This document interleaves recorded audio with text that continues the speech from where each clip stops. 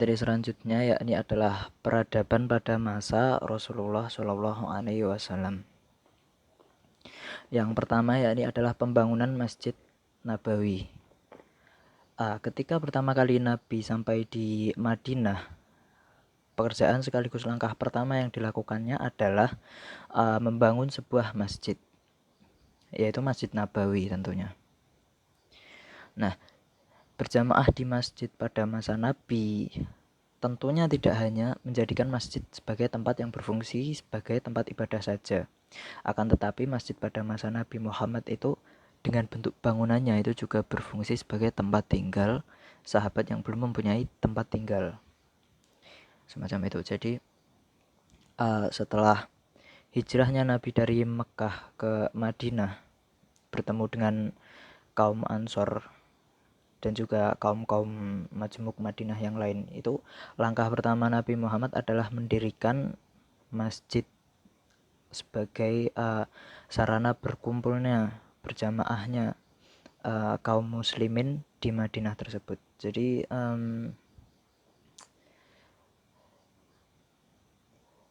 apa ya, di masjid tersebut itu bukan hanya berfungsi sebagai tempat untuk sholat berjamaah saja, tapi juga dijadikan tempat untuk berkumpul, berdiskusi masalah politik, ekonomi, sosial, pendidikan, dan lain sebagainya. Bahkan Masjid Nabawi yang dibangun Nabi di Madinah itu merupakan pusat pemerintahan di masa itu di Madinah.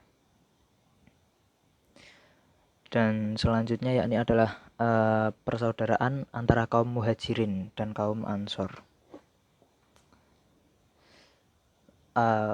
Perjuangan dan dakwah beliau mulai sejak turun wahyu yang pertama sampai dengan wahyu yang terakhir senantiasa berhadapan dengan hambatan, rintangan, ancaman, bahkan harus dengan jihad dalam bentuk perang melawan musuh-musuh Islam.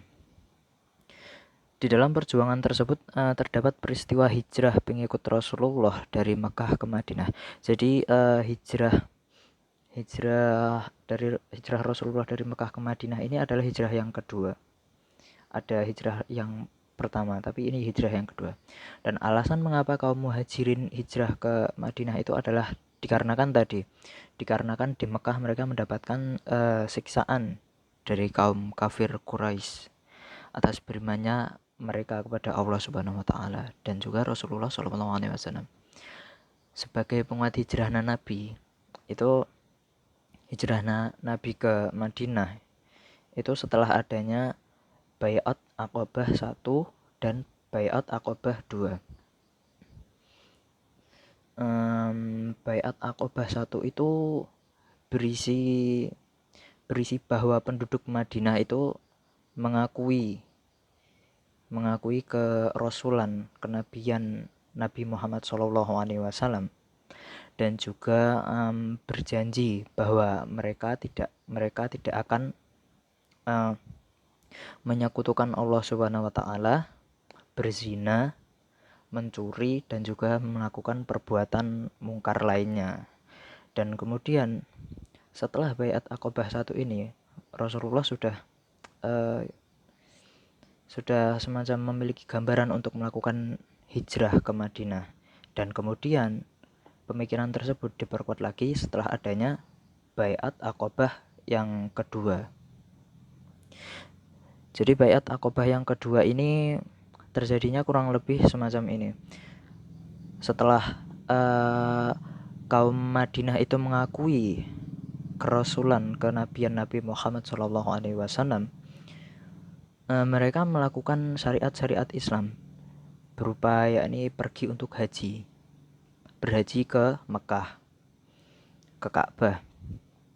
Saat mereka melakukan ibadah haji tersebut, mereka menemui Rasulullah SAW dan kemudian mereka menyampaikan Baiat Aqabah yang kedua ini, yang berisi bahwa mereka berjanji untuk memberi perlindungan kepada Nabi Muhammad dan kaum-kaumnya saat mereka berada di Madinah dari kaum-kaum Madinah yang lain. Karena kan di Madinah itu bukan hanya terdapat kaum muslimin, tapi juga ada kaum-kaum yang sangat majemuk, sangat beragam di Madinah itu. Dan Baiat Aqobah yang kedua ini menjelaskan berisi tentang bahwa kaum muslimin di Madinah ini berjanji akan melindungi Nabi Muhammad dan kaum-kaumnya. Oke. Yang selanjutnya yakni adalah kesepakatan untuk saling membantu antar kaum. Jadi setibanya Nabi Muhammad di Madinah itu tidak selancar kelihatannya. Karena penduduk Madinah itu terbagi dalam kelompok-kelompok sosial seperti yang saya bicarakan tadi. Kelompok Madinah itu sangat majemuk, sangat beragam, yang saling berbeda dalam cara pikir dan juga kepentingan. Sehingga dari situasi ini Nabi Muhammad perlu mengambil keputusan untuk membuat kesepakatan. Kesepakatan ini dikenal sebagai Piagam Madinah pada kala itu, pada sekarang juga. Jadi Nabi pada masa itu saat hijrah ke Madinah itu nggak selancar kelihatannya. Tiba ke Madinah disambut dengan budaya yang sampai sekarang masih bukan ngetren, masih berjalan, yakni banjarinan, berjanjen semacam itu enggak seharmonis kelihatannya. Karena di negara Madinah ini begitu banyak kelompok-kelompok sosial dengan pola pikir yang sangat berbeda dan juga iman kepercayaan yang berbeda. Jadi sebagai pendatang kan istilahnya, sebagai pendatang itu harusnya kita melakukan beberapa kesepakatan kepada penduduk asli Madinah tersebut, dan kesepakatan ini dikenal sebagai Piagam Madinah. Ya, Piagam Madinah. Dan berikutnya. Dan isi Piagam Madinah tersebut adalah satu, sesungguhnya mereka itu satu umat, berbeda dari komunitas manusia lain. Yang kedua, sebagai sesama muslim, sesuai keadaan, kebiasaan, mereka bahu-membahu membayar utang tebusan darah di antara mereka, dan mereka membayar tebusan tawanan dengan cara baik dan adil di antara kaum mukminin. Jadi maksudnya poinnya ini adalah sesama kaum muslimin kita itu dituntut untuk saling membantu, bahu-membahu.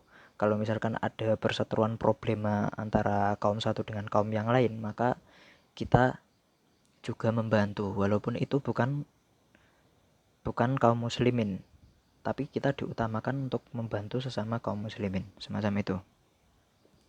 Yang ketiga, sesungguhnya mukminin tidak boleh membiarkan orang yang berat menanggung utang di antara mereka, tetapi membantunya dengan baik dalam pembayaran tebusan atau utang tebusan darah.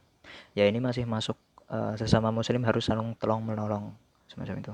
Yang keempat, seorang mukmin tidak diperbolehkan membuat persekutuan dengan sekutu mukmin lainnya tanpa persetujuan daripadanya. Nomor 5, orang-orang mukmin yang bertakwa harus menentang orang di antara mereka yang mencari atau menuntut sesuatu secara zalim, jahat, melakukan permusuhan atau kerusakan di kalangan mukmin lainnya. Kekuatan mereka bersatu dalam menentangnya, sekalipun ia anak dari salah seorang di antara mereka.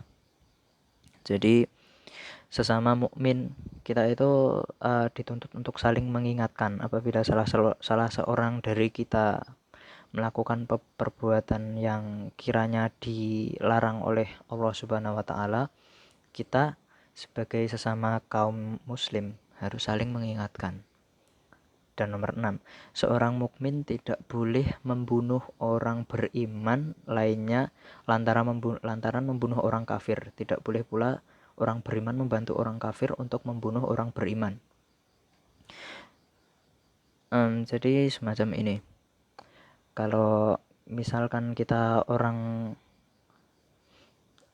mukmin itu dilarang membunuh orang mukmin lainnya. Orang Islam satu dilarang membunuh orang Islam lainnya. kemudian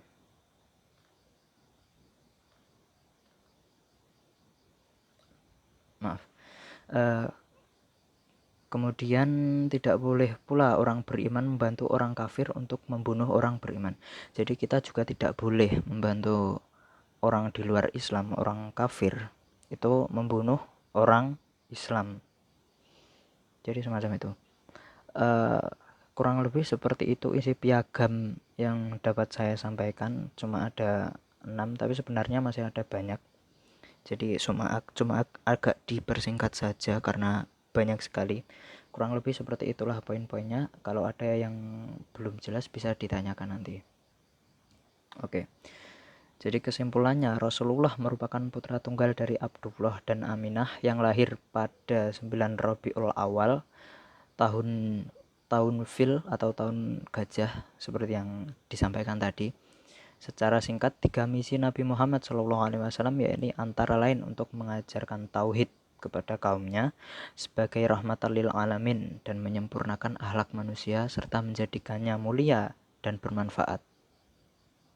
Ketika pertama kali Nabi Muhammad sampai di Madinah, pekerjaan sekaligus langkah dakwah pertama yang dilakukan adalah membangun sebuah masjid, yaitu Masjid Nabawi.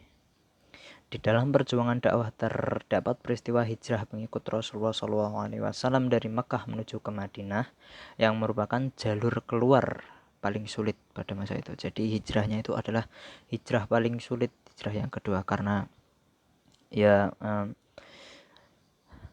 karena pada masa itu kan Rasulullah adalah orang terakhir yang melakukan hijrah. Jadi kaum kafir Quraisy itu berusaha untuk menghalang-halangi dengan mengepung tempat tinggal Rasulullah, yang kemudian terjadi peristiwa Ali menggantikan Rasulullah di ranjangnya agar Rasulullah dapat melakukan hijrah tersebut.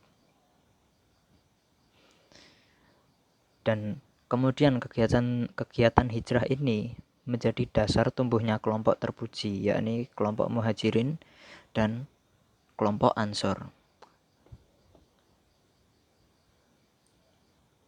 Kelompok Muhajirin dan Ansor.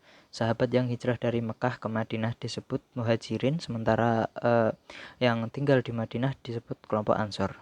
Demikian pula terpujinya peristiwa ini sehingga mereka memperoleh pujian baik dari Allah Subhanahu wa taala. Dan setelah itu, setibanya mereka di Madinah, tidak selancar kelihatannya, yang sehingga terciptalah kesepakatan yang disebut Piagam Madinah dengan pasal-pasal yang tertera dan yang telah saya sampaikan tadi. Kurang lebih seperti itu. Terima kasih atas perhatiannya. Apabila ada kesalahan atau kekurangan, saya mohon maaf yang sebesar-besarnya.